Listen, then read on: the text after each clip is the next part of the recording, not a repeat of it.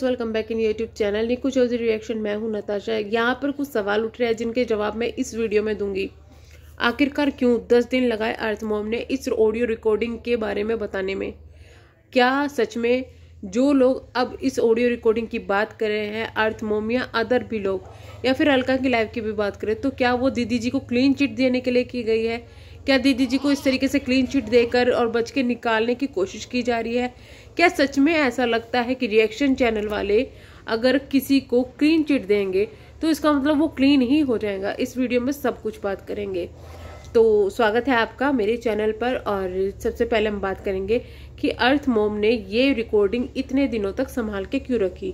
चलिए, जो बताई गई बातें हैं वो ही मैं बताऊंगी, जितनी मुझे पता है वो ही मैं बताऊंगी। लेकिन इस वक्त पर अगर किसी को लग रहा है कि वो गलत है तो वो गलत नहीं है, वो गलत नहीं है। अभी उसको जो उसने जिस पर्पज से चीजें की है ना, उसने अच्छे पर्पज से किया है, लेकिन उसको नेगेटिव दिखाया जा रहा है। वो चीजें भी मैं यहाँ पे एक्सप्लेन करूंगी, लेकिन उससे पहले बताती हूँ कि 10 दिन क्यों लगाए। दरअसल जिस दिन नेहा ने अर्थ मॉम के खिलाफ एक कम्युनिटी डाली थी, उस वक्त अर्थ मॉम ने भी काफी कुछ बातें उसके चीजें बोली थी।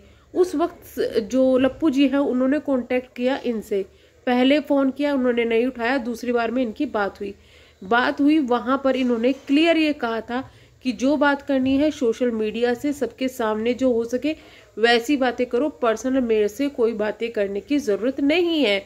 और ना ही आप ये उम्मीद रखना कि आप मुझे यहाँ पे कुछ पर्सनल बताओगे तो मैं बाहर बताऊंगी। इंक्लूडिंग इन्होंने जो है रिकॉर्डिंग के लिए भी मना किया था।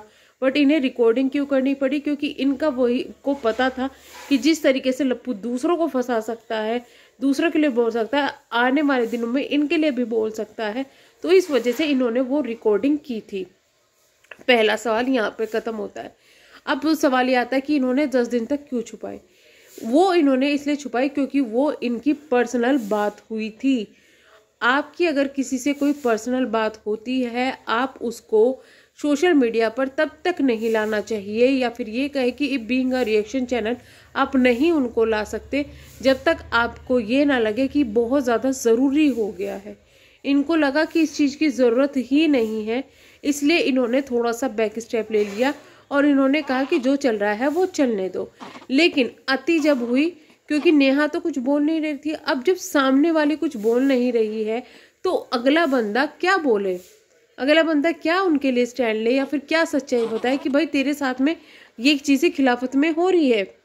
तो इस वजह से वो रिकॉर्डिंग सामने नहीं लाई, क्योंकि वो अगर लाती तो उस वक्त उसकी नीड नहीं थी।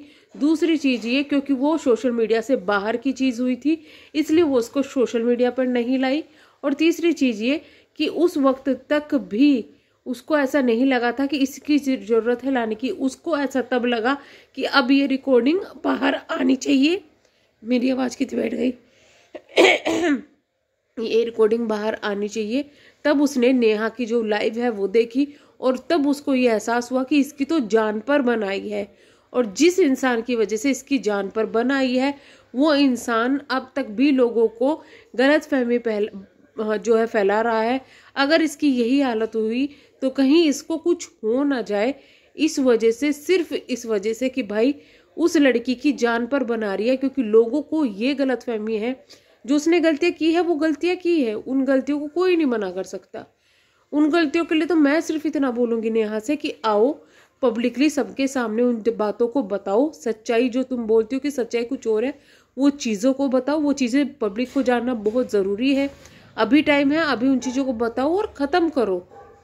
आपकी जो पब्लिक है, जो आपको प्यार करती है, उनसे आप माफ़ी मांगो कि भाई बहन का रिश्ता था, ये चीज़ें थी और उनके लिए मैं माफ़ी मांगती हूँ।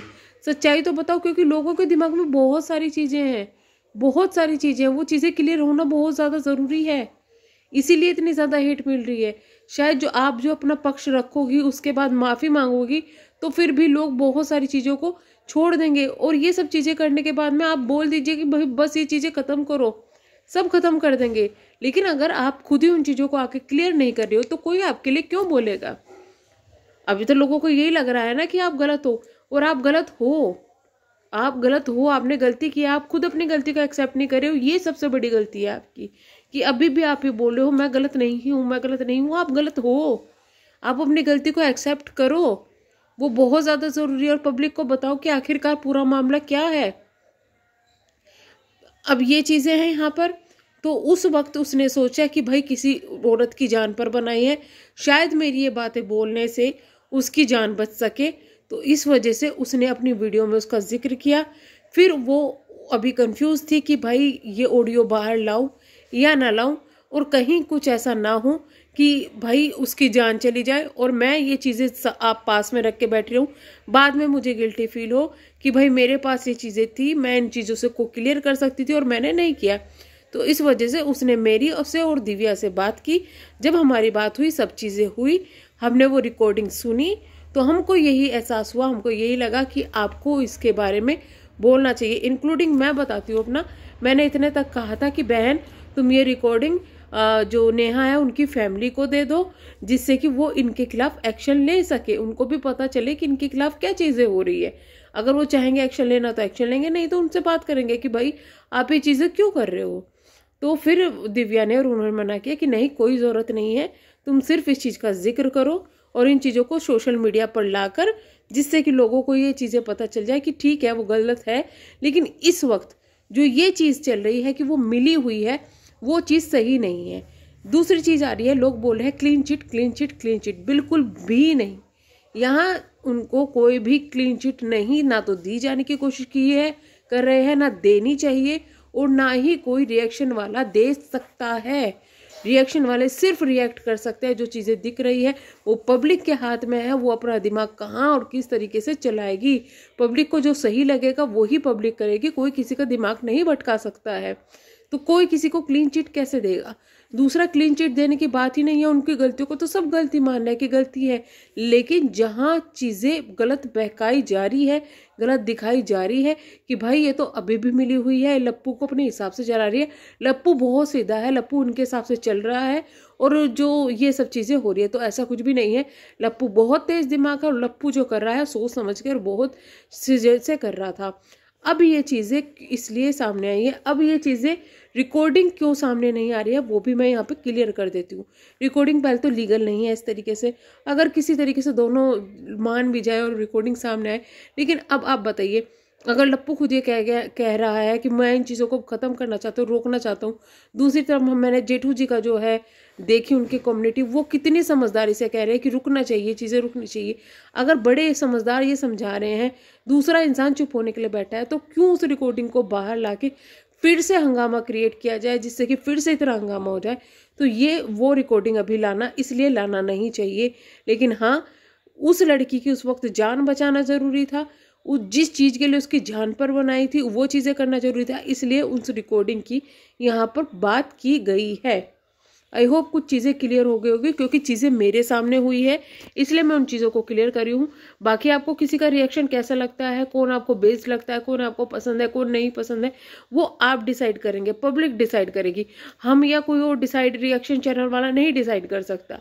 लेकिन जो चीज़ें सच्चाई थी वो मैंने यहाँ पर बता दी, क्योंकि बहुत चीज़ों का डाउट हो रहा था लोगों को कि ये है वो है, तो इसलिए कुछ चीज़ों को बहुत आराम से समझाना ज़रूरी था कि भाई ये चीज़ें हैं, यहाँ पर किसी की जान पर बनाई थी, उस जान को बचाने के लिए ये चीज़ें की गई है। हम किसी से नफरत कर सकते हैं, हम किसी पे नाराज़गी कर सकते हैं, हम किसी को गुस्सा कर सकते हैं, लेकिन इतना हक हम नहीं रखते कि किसी की जान जा रही है और हम आके हंसने लग जाए या फिर हम तमाशगीर बन जाए, वो नहीं करना चाहिए। तो ये एक अच्छी इंसानियत का परिचय देते हुए अर्थमोम सामने आई, उसने ये चीज़ें बोल दी, लेकिन वो ही यहाँ पे नेगेटिव साबित हो गई।